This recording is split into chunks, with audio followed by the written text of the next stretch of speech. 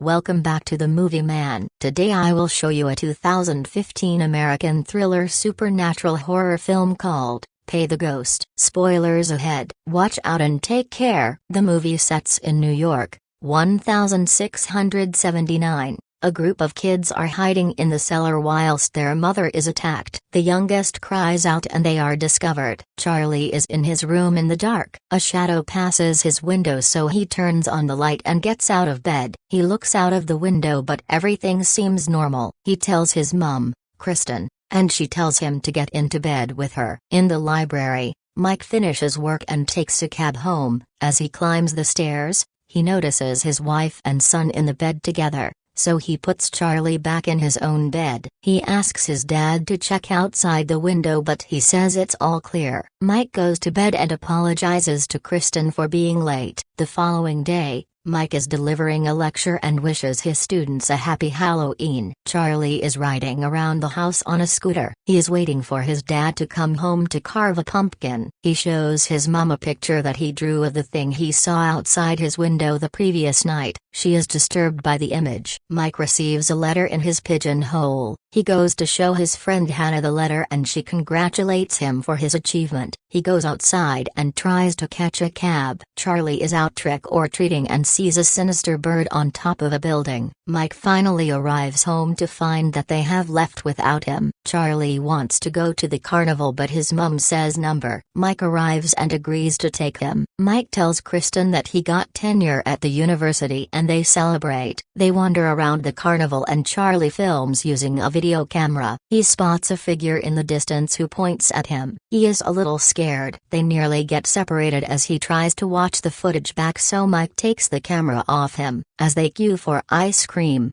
Charlie asks his dad if he can pay the ghost. Suddenly Charlie vanishes. Mike calls out for him and searches but can't find him. He finds his hat on the floor and asks a policeman for help. The policeman suggests that he may have gone home. Mike races home but he is not there. Kristen returns to the carnival with him. In the sky, a huge bird flies away. Mike is interviewed by a detective who tries to reassure him that these cases are normally solved within 24 hours. Mike returns home to find Kristen distraught and angry with him. Mike breaks down. That night he sleeps on the sofa but is woken by a noise upstairs. He goes to check Charlie's room and finds Charlie there. He hugs him and Charlie asks if he saw it at the window. Mike turns around to check and sees a figure across the street. There is a flash and he suddenly wakes up. It is now almost 1 year later. Mike is out posting missing child flyers. He calls Kristen but she doesn't answer. During his lecture,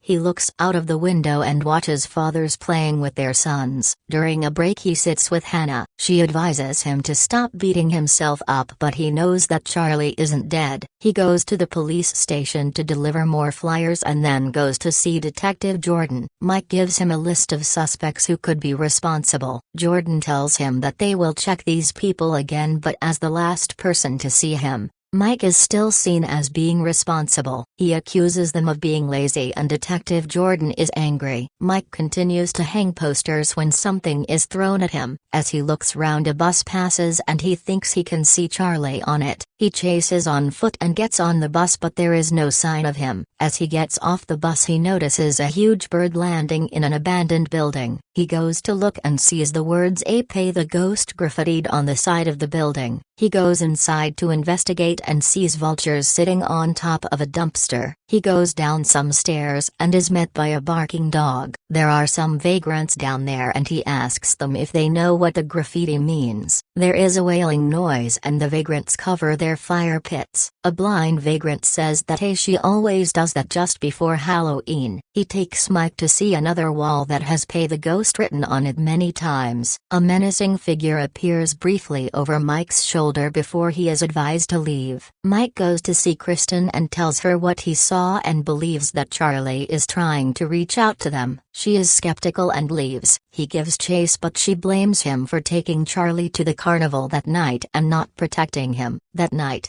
Mike watches the video footage but stops it just before Charlie sees the figure. He puts it down but the camera continues to play an image of an old cottage. As the camera zooms in, Mike can see some spooky figures surrounding Charlie. One of the figures looks straight at him and he drops the camera. Kristen is sleeping but is woken by a noise in the house. She goes down the stairs and finds Charlie's scooter riding through the house. It rides towards her and then falls over. The next day, she goes to see Mike and says that she thinks that he may be right. He shows her a database of children that have gone missing on Halloween and speculates that the abductions may all be connected in some way. They decide to go to see the family of another missing child. They knock on the door of the apartment. There is a junkie inside who asks them for some money. He tells them that he has to pay the ghost and relates a similar tale to which they are experiencing. Mike relates this story to Detective Jordan, who brushes him off but then gathers the data for all missing children for the last 5 years. Jordan starts to find the ghost connection between the other children. He goes to see Mrs. Wynn, whose daughter was also abducted. She tells him that she saw her daughter 2 days ago and heard her say, "Mama,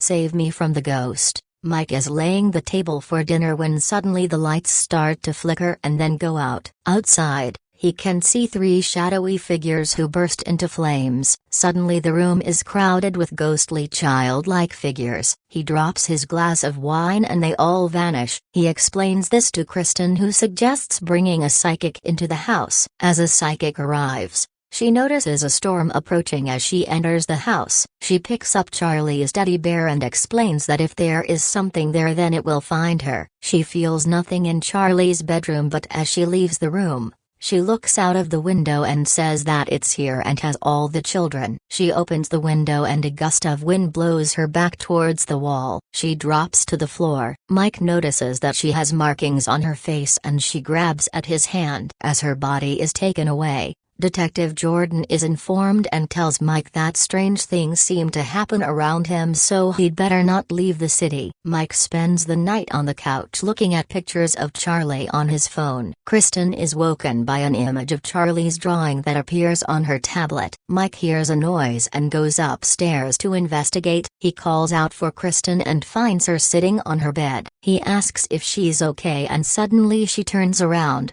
possessed, and tells him, in Charlie's voice, that it's cold there. Charlie goes on to tell Mike that she is coming and he's scared. As Mike moves closer, Kristen starts to act strangely with a pair of scissors which he wrestles from her. He begins to administer first aid as she asks what happened. She has some symbols etched into her skin. At the hospital, a medic is performing an autopsy on the psychic. Suddenly her mouth opens and the medic is shocked. At the university, Hannah examines the symbols on Kristen's arm. They are Celtic symbols, but Mike notes that there were no Celts in America. Hannah corrects him and says that there was a small group who emigrated from Ireland in the 17th century. One of them was burned as a witch, accused of bringing an influenza epidemic to the area. They identify the area of the city in which they would have lived, and Hannah tells them that a small group gathers there every year to celebrate Halloween. They plan to go there this evening. Jordan goes to see the results of the autopsy. The psychic's organs are charred,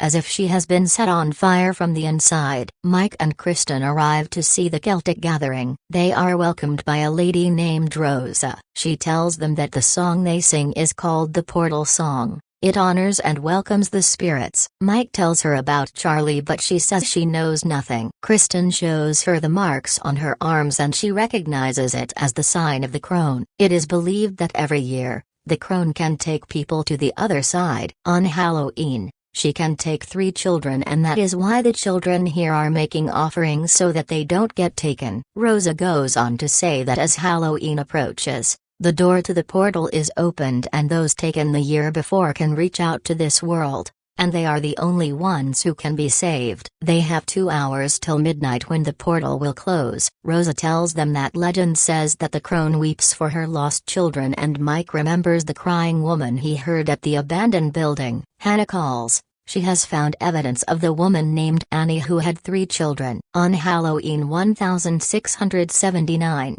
an angry mob approached her home looking to punish her and her children for the misery they were suffering. She vowed to return every year and replace her 3 slaughtered children with those from the living. En route to the building, The cab is hit by vultures. As Hannah leaves the room, she gets an uneasy feeling and is pushed out of the window by another vulture. Kristen is examined by medics after the accident, but Mike leaves to go and find Charlie. He goes down the stairs calling for help. The blind vagrant appears and Mike asks how to find the crying woman. He asks for Mike's watch and takes him to the other side to find her. He tells Mike that the portal will close at midnight, so he needs to be back by then. Mike crosses a bridge and emerges into a grassed area. He sees a child, and as he reaches forward to touch her, she bursts into flames. He is suddenly at the burning site and sees Anna make her curse. He makes his way to her cottage and goes down into the cellar. There he discovers hundreds of ghostly children and calls out for Charlie. He searches amongst them until he finds his son. He picks him up, and the other kids that went missing last year ask to go with him. They all run together toward the portal. They cross the bridge, but a menacing figure appears in front of them. She pushes Mike aside and advances towards the children. Mike confronts her, and as she holds him by the neck,